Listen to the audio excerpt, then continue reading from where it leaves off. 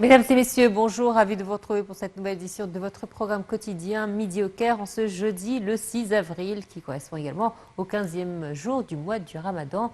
Tout de suite, commençons notre édition.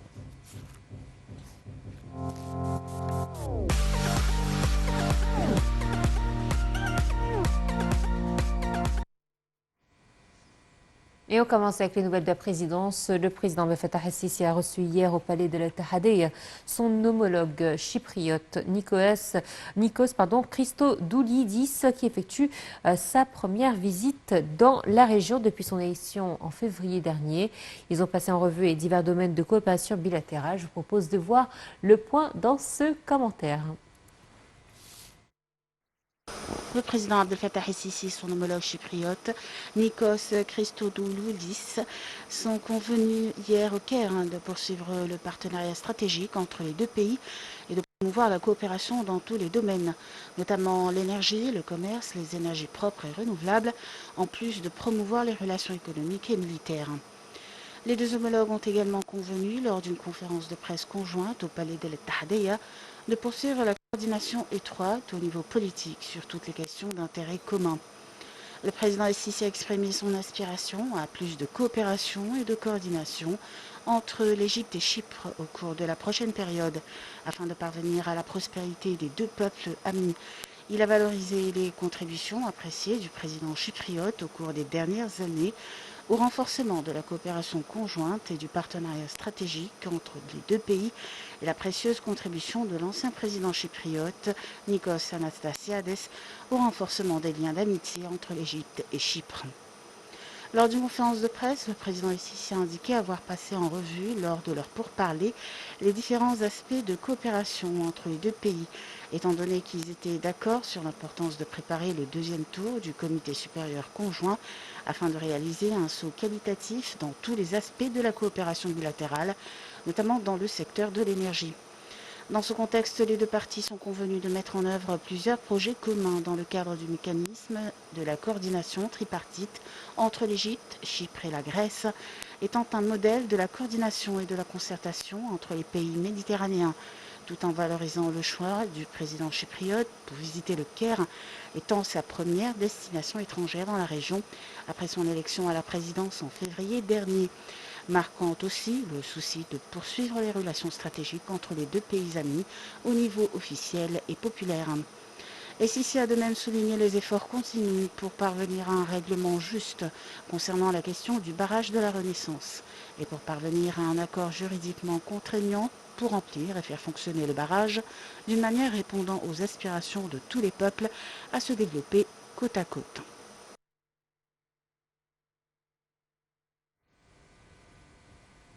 La ministre de l'Environnement, Yasmine Fouad, a effectué une visite d'inspection dans le bâtiment du ministère de l'Environnement à la nouvelle capitale administrative pour suivre de près les mesures logistiques nécessaires pour faciliter le déménagement vers la nouvelle capitale. La ministre a évoqué lors d'une réunion avec le président exécutif de l'appareil des affaires environnementales les mesures prises pour transformer le siège du ministère en un bâtiment durable qui repose sur la rationalisation de la consommation de l'énergie et de l'eau, l'adoption des systèmes avancés en matière de gestion de déchets et la création d'espaces verts.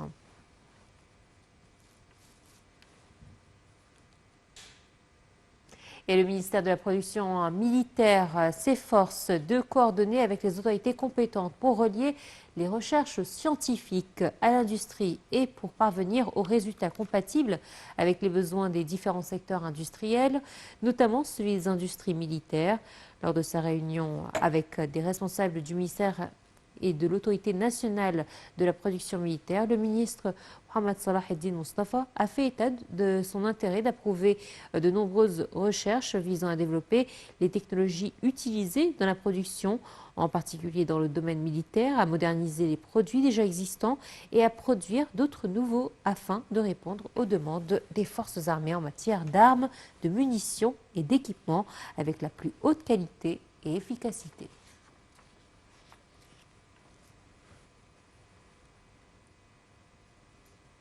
Et une délégation de la zone économique du canal de Suez effectuera en juin prochain une tournée promotionnelle à la capitale indienne New Delhi. La tournée vise à présenter les opportunités d'investissement disponibles dans la région aux entreprises indiennes, en particulier celles opérant dans divers secteurs, notamment l'industrie automobile, les industries pharmaceutiques, le carburant vert et d'autres qui sont destinés à être localisés dans les zones industrielles issues de la zone économique du canal de Suez.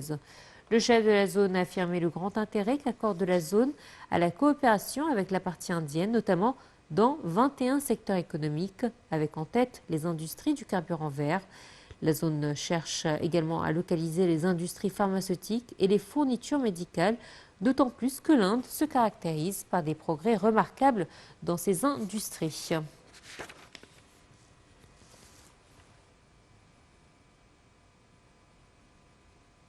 Et tout de suite, un sujet culturel avec le Premier ministre qui s'intéresse au projet de développement du site de la Théophanie à Sainte-Catherine, au Sinaï.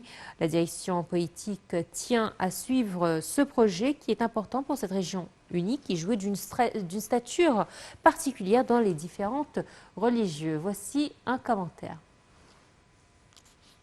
Le Premier ministre Moustapha Madbouli s'est réuni avec les ministres de l'électricité, du logement, du tourisme et de l'aviation civile, ainsi que d'autres responsables pour s'enquérir de l'avancement du projet de développement du site de la Théophanie à Sainte-Catherine au Sinaï.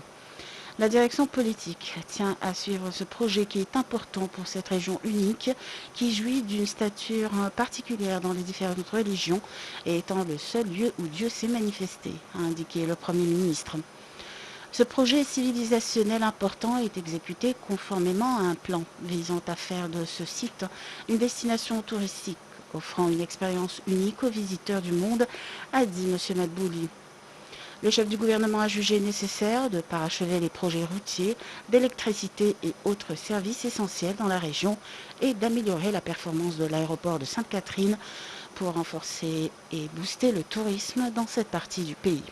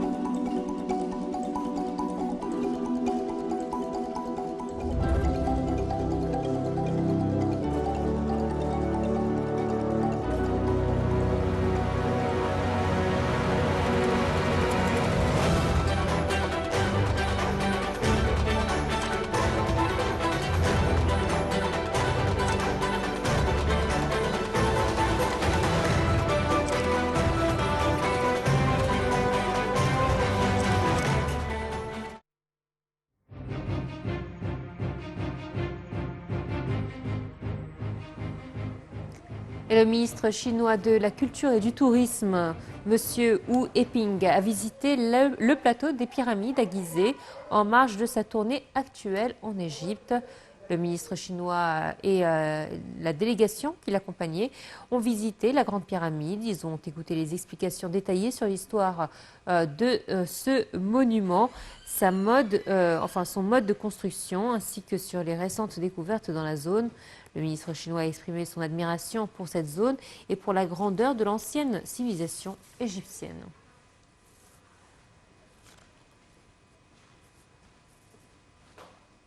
Une exposition sera consacrée à Ramsès II à partir de demain, le 7 avril, à la Grande Halle de la Villette à Paris. Il s'agira d'une occasion de plonger au cœur du royaume de l'un des plus grands bâtisseurs de l'Égypte ancienne. La pièce maîtresse de l'exposition est bien évidemment le sarcophage de Ramsès II. Son sarcophage en bois peint, aux côtés de son sarcophage, le buste d'un colosse en calcaire ou encore un masque en plaques et or, statues, bijoux, sphinx et tombeaux, en tout 180 objets, trésors de l'Égypte antique seront présentés durant l'exposition. Un trésor inestimable que l'Égypte a exceptionnellement accepté de prêter à la France pour la seconde fois. C'est pour couronner les relations excellentes entre la France et l'Égypte et pour montrer la place exceptionnelle que la France a toujours occupée dans le domaine de l'égyptologie, explique M. Alaeddin, ambassadeur d'Égypte en France.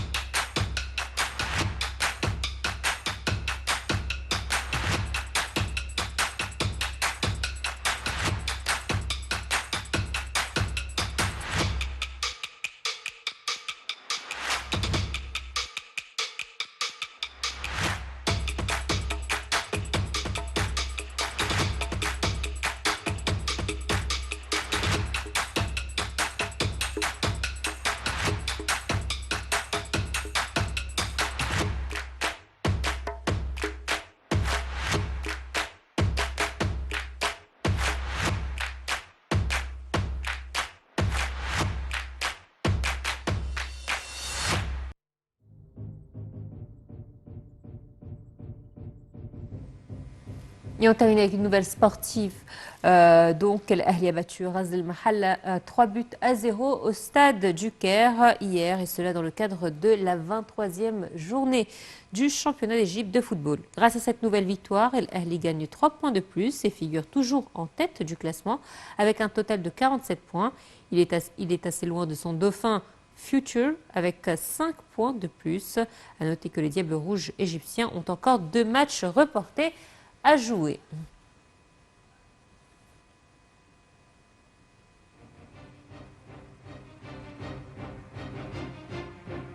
Voilà, c'est ainsi donc que prend fin cette édition. Très bonne suite de programmes sur la TV internationale et à très bientôt. Au revoir.